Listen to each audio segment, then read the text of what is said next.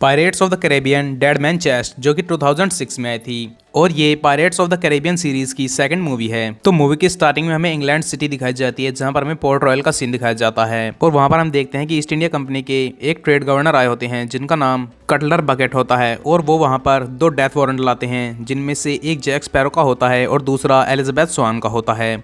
जिसके बाद William Turner ये सब देख रहा होता है और वो हैरान रह जाता है। जिसके बाद वो कटलर बकेट से पूछता है कि आप ऐसा क्यों कर रहे हैं, एलिजाबेथ स्वान की क्या गलती है। तो कटलर बकेट उन्हें बताते हैं कि तुम लोगों ने एक लुटेरे की भागने में मदद की है और इसी वजह से इंग्लैंड के राजा के द्वारा तुम्हें ये फांसी का ऑर्डर दिया गया है। लेकिन फिर कटलर बकेट वहां पर विलियम टर्नर से कहता है कि अगर तुम मेरा एक काम कर दो तो मैं एलिजाबेथ स्वान की फांसी को रुकवा सकता हूँ।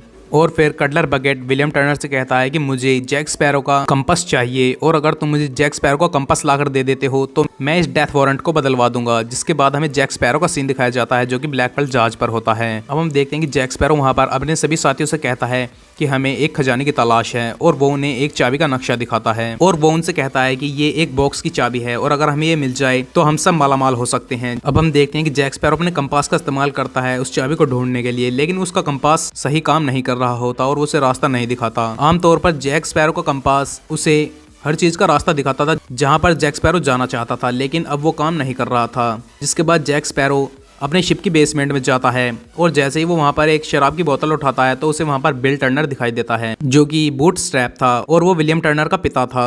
अब बूट स्ट्रैप जैक स्पैरो से कहता है कि डेवी जोन्स तुम्हें ढूंढ रहा है और वो तुम्हें मारना चाहता है क्योंकि तुमने उसके साथ एक सौदा किया था, अपनी मौत के बदले में ब्लैक पर्ल जहाज की कप्तानी का सौदा किया था। डेवी जोन्स तुम्हें पागलों की तरह ढूंढ रहा है और वो तुम्हें मारना चाहता है। तुम जल्दी से उस चाबी को ढूंढ लो और उस बॉक्स को खोल लो ताकि तुम डेवी जोन्स से बच सको। और बूट स्ट्रैप जाने से पहले जैक स्पैरो के हाथ पे एक काला सा निशान छोड़ जाता है। अब हमें टोर्टुगा सिटी दिखाई जाती है जहाँ पर विलियम टर्नर वहाँ के लोगों से जैक स्पैरो के बारे में पूछ रहा होता है और वहाँ पर विलियम टर्नर को पता चलता है कि जैक स्पैरो एक डेलामोंटेसा नाम के आइलैंड पर है। और जब विलियम टर्नर उस टापू पर पहुंचता है तो उसे पता चलता है कि जैक स्पैरो वहाँ के एक कबीले का राजा बन चुका है और वो कबीले वाले उसे अपना राजा मानते थे और वो उसके सभी ऑर्डर्स को मानते थे।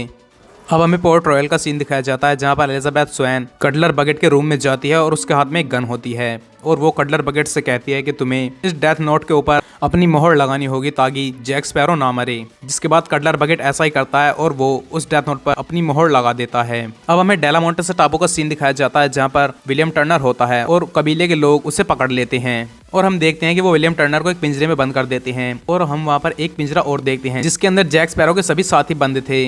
अब हम देखते हैं कि वो कबीले वाले जैक स्पैरो के पीछे पड़ जाते हैं उसे मारने के लिए। जिसके बाद विलियम टर्नर वहाँ से किसी तरह से निकलता है और वो जैक स्पैरो के सभी साथियों को भी छुड़ा लेता है। अब हम देखते हैं कि वो उस ब्लैक पर्ल जहाज को लेकर वहाँ से भागने वाले होते हैं और वो जैक स्पैरो को भी अपने साथ ले लेते हैं। जिसके बाद विलियम टर्नर जैक स्पैरो से कहता है कि मुझे कटलर बकेट ने तुम्हें पकड़ने के लिए भेजा है और साथ ही वो तुम्हारा कंपास भी चाहता है। लेकिन जैक स्पैरो से बताता है कि उसे कंपास नहीं चाहिए, उसे ये बॉक्स चाहिए। लेकिन हमें बॉक्स खोलने के लिए पहले इस चाबी को ढूंढना होगा और उसके लिए हमें टिया डल्मा की मदद लगेगी। जिसके बाद वो टिया डल्मा के पास चले जाते हैं। अब हम देखते हैं कि जैक स्पैरो उसके साथ ही टिया डल्मा के पास पहुंच जाते हैं, लेकिन वहां जाकर टिया डल्मा उनसे कहती है कि तुम्हारी मदद के बदले में मुझे क्या मिलेगा। तो जैक स्पैरो उसे अपना बंदर दे देता है और फिर जैक स्पैरो टिया डल्मा से उस चाबी के बारे में पूछता है और जिसके बाद टिया डल्मा उन सबको बताती है कि कई साल पहले समुद्र में एक ही आदमी बचा था जो कि था डेवी जोन्स और फिर उसने उन लोगों के साथ कुछ डील की और वो डील ये होती है कि 100 साल की गुलामी के बदले तुम जो भी उससे मांगोगे वो तुम्हें दे देता। जिसके बाद टिया डल्मा जैक स्पैरो से कहती है कि तुम्हारा सौदा तो डेवी जोन्स के साथ खत्म हो चुका है, तो अब तुम मुझसे क्या चाहते हो। तो जैक स्पैरो से कहता है कि मैं डेवी जोन्स से बचना चाहता हूँ, बताओ मैं उससे कैसे बच सकता हूँ। तो टिया डल्मा उसे बताती है कि वो 10 साल में सिर्फ एक बार ही जमीन पर आता है और बाकी समय में वो समुद्र में ही रहता है। इसके बाद वो जैक स्पैरो को अपनी जान बचाने के लिए रेत दे देती है और वो कहती है कि इस रेत को अपने पास रखना, ये तुम्हारी मदद करेगा डेवी जोन्स से बचने में। जिसके बाद विलियम टर्नर वहां पर टिया डल्मा से डेवी जोन्स का पता पूछता है तो फिर टिया डल्मा उसे डेवी जोन्स का पता बता देती है। अब हम देखते हैं कि जैक स्पैरो और उसके सभी साथी अपने ब्लैक पर्ल जहाज को लेकर वहां से निकल जाते हैं और वो डेवी जॉनसन के जहाज को ढूंढ लेते हैं जिसका नाम फ्लाइंग डचमैन होता है। जिसके बाद जैक स्पैरो विलियम टर्नर से फ्लाइंग डचमैन जहाज पर जाने के लिए कहता है और वो कहता है कि अगर तुम्हें कोई पकड़ ले तो उनसे कहना कि तुम जैक स्पैरो का कर्ज उतारने के लिए आए हो। जिसके बाद विलियम टर्नर ऐसा ही करता है और वो फ्लाइंग डचमैन जहाज पर चला जाता है, लेकिन वहां जाकर उसे डेवी जोन्स पकड़ लेता है और वो उससे पूछता है कि तुम यहाँ क्यों आए हो। तो विलियम टर्नर उसे बताता है कि मैं यहाँ पर जैक स्पैरो का कर्ज उतारने के लिए आया हूँ।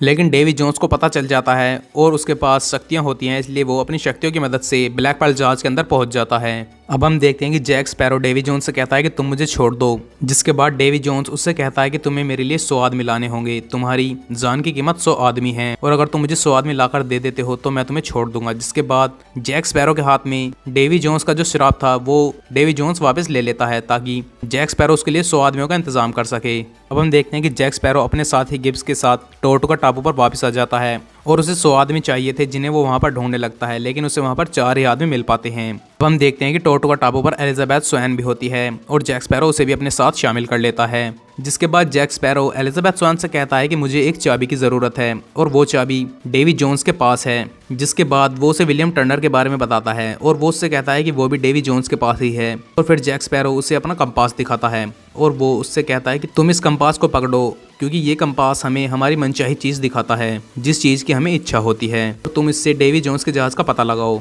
जिसके बाद वो कंपास काम करने लगता है, जिसके बाद जैक स्पैरो को डेवी जोन्स के जहाज़ का पता लग जाता है। अब हमें दूसरी तरफ फ्लाइंग डचमैन जहाज़ का सीन दिखाया जाता है जहाँ पर विलियम को पता चलता है कि उसके पिता बिल टर्नर भी वहीं पर हैं। जिसके बाद वो अपने पिता से पूछता है कि वो उस चाबी को कैसे हासिल कर सकता है, तो वहाँ पर एक बूढ़ा आदमी निकलता है जिसका नाम स्मिथ होता है। तो वो उसे बताता है कि वो चाबी हमेशा डेवी जोन्स के पास होती है और अगर तुम्हें वो चाबी चाहिए तो तुम्हें इसके लिए भारी कीमत चुकानी पड़ेगी। अब हम देखते हैं कि उस जहाज के पायरेट्स एक गेम खेल रहे होते हैं जिसमें वो पासे फेंकते हैं और जिसके अंदर वो अपनी जिंदगी के कई साल गुलामी के लिए लगा रहे होते हैं। और तभी विलियम टर्नर भी उनसे कहता है कि मैं भी इस खेल को खेलना चाहता हूँ। तो वो पायरेट्स उससे पूछते हैं कि तुम इसे किसके खिलाफ खेलना चाहते हो। तो विलियम टर्नर वहाँ पर डेवी जोन्स का नाम लेता है। जिसके बाद डेवी जोन्स अपना नाम सुनकर उस खेल को खेलने के लिए आ जाता है।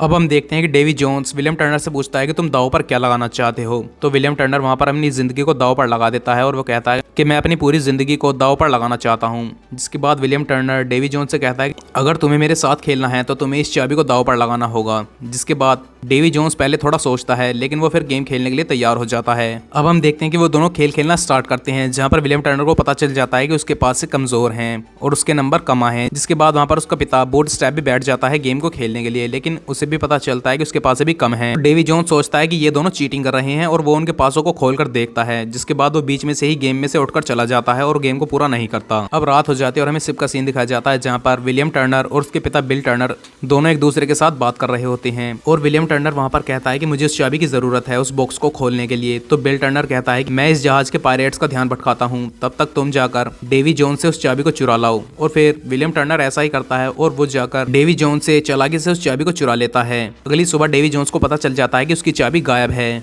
अब डेवी जोन्स वहाँ पर अपने सभी पायरेट्स से कहता है कि इस जहाज को इलाकोसा टापू के ऊपर ले चलो क्योंकि वहीं पर वो बॉक्स है और हमें उस बॉक्स की रक्षा करनी होगी। जिसके बाद सारे लोग इलाकोसा टापू की ओर चले जाते हैं। अब हम जैक स्पैरो और एलिजाबेथ स्वान को देखते हैं। वो ब्लैक पर्ल जहाज के अंदर होते हैं और वो देखते हैं कि कंपास इलाकोसा टापू की ओर इशारा कर रहा होता है। जिसके बाद जैक स्पैरो और एलिजाबेथ उसी टापू पर चले जाते हैं। ब्लैक पर्ल जहाज बहुत ही तेज जहाज था, इसलिए वो डेवी जोन्स से पहले वहां पर पहुंच जाते हैं जहां पर जाकर उन्हें वो बॉक्स मिल जाता है। अब हम देखते हैं कि वहां पर विलियम टर्नर भी पहुंच जाता है। साथ ही हम देखते हैं कि जैक स्पैरो जिन 4 आदमियों को अपने साथ लाया था उनमें से जेम्स नॉरिंगटन भी एक था और वो अपनी पुरानी जिंदगी में वापस लौटना चाहता था। जिसके बाद वो तीनों तलवार लेकर एक दूसरे के सामने खड़े हो जाते हैं। जेम्स नॉरिंगटन को वो संदूक इसलिए चाहिए था ताकि वो उसे कटलर बकेट को दे सके और अपनी पुरानी जिंदगी में वापस जा सके, क्योंकि अब उसे उसकी पोस्ट से निकाल दिया गया था।